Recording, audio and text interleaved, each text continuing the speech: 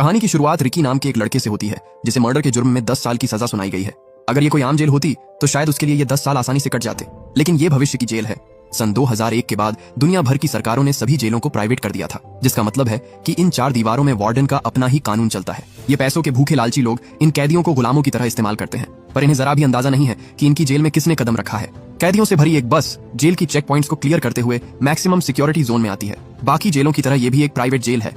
एक एक करके सभी कैदी अपना नाम और अपने गुनाह जेल के अफसरों के सामने कबूल करते हैं, लेकिन तभी उनमें से एक कैदी अपने तेवर दिखाने लगता है। उसका नाम है रिकी, जिसे मर्डर के आरोप में 10 साल की सजा सुनाई गई है। गार्ड्स के ऑर्डर्स को अनदेखा करते हुए वो सीधे मेटल डिटेक्टर से गुजरता है, पर अचानक डिटेक्टर शोर करने लगा। गार्ड्स को लगा रिकी के पास कोई हथियार है, लेकिन एक्सरे से जो सामने आता है वो चौंकाने वाला था। रिकी की छाती में 5 गोलियां फंसी हुई थीं। गार्ड्स ने पूछा, तुमने इन्हें निकलवाया क्यों नहीं? जिस पर रिकी मुस्कुराते हुए जवाब देता है कि उसने इन्हें याद के तौर पर रखा है। जब तक मैं जिंदा हूँ ये मेरे साथ रहेंगी। साफ पता चल रहा था कि रिकी कोई आम इंसान नहीं था। उसके अंदर दर्द सहने की असहनीय शक्ति थी। इसके बाद हमें बताया जाता है कि ये जेल 4 हिस्सों में बटी हुई है और हर ब्लॉक को एक कैदी कंट्रोल करता है, जिन्हें वार्डन ने ही चुना है। वार्डन इस जेल का सबसे पावरफुल आदमी है। उसके बाद आता है असिस्टेंट वार्डन, जो उसके ना रहने पर सब कुछ कंट्रोल करता है। अगले सीन में हम एक बूढ़े आदमी को देखते हैं जिसे कुछ कैदी परेशान कर रहे थे। उन्होंने उसकी लकड़ी की ट्रेन तोड़ दी, जो उसने अपने बेटे के लिए बड़ी मेहनत से बनाई थी।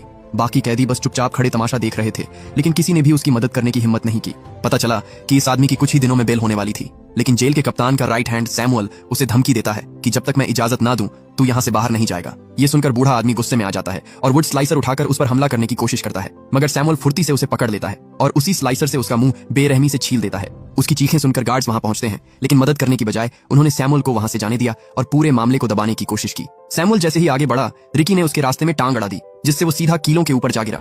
सैमुअल दर्द के मारे चिल्लाने लगा, पर उसके साथियों ने रिकी से उलझना ठीक नहीं समझा और सबसे पहले अपने बॉस को डॉक्टर के पास ले गए। सैमुअल की जान तो बच गई, पर वो एक आंख से अंधा हो गया था। उसने रिकी को मारने का सोचा, लेकिन तभी उसके एक आदमी ने कहा, बॉस आपको खुद कुछ करने की जरूरत नहीं है, हम मैड ड्रैगन से उसका काम तमाम करवा सकते हैं। मैड ड्रैगन एक बेहद खतरनाक और ताकतवर कैदी था, जिसकी भूख कभी खत्म ही नहीं होती थी। फिलहाल उसे आइसोलेशन में रखा गया है क्योंकि उसने वार्डन के घोड़े को खा लिया था। अगले दिन सैमुअल ने गार्ड्स को रिश्वत दी और कहा कि मैड ड्रैगन को रिहा कर दो ताकि वो रिकी को मार सके। वहीं दूसरी ओर हम उस बूढ़े कैदी को देखते हैं जिसे एक गार्ड अपने पास बुलाता है और उसे बताया जाता है कि उसकी रिहाई को कैंसिल कर दिया गया है। अब उसे अपनी पूरी सजा काटनी होगी। ये सुनकर वो बूढ़ा कैदी रोने लगा, गिड़गिड़ाने लगा और उनसे रहम की भीख मांगी, लेकिन किसी को उस पर तरस नहीं आया। उल्टा उन लोगों ने उसे खूब पीटा और वहां से चले गए, जैसे वो इंसान नहीं, बस एक बोझ हो जो अब किसी काम का नहीं। इस बेरहम सिस्टम से टूटकर आखिरकार उस बूढ़े कैदी ने खुदकुशी कर ली।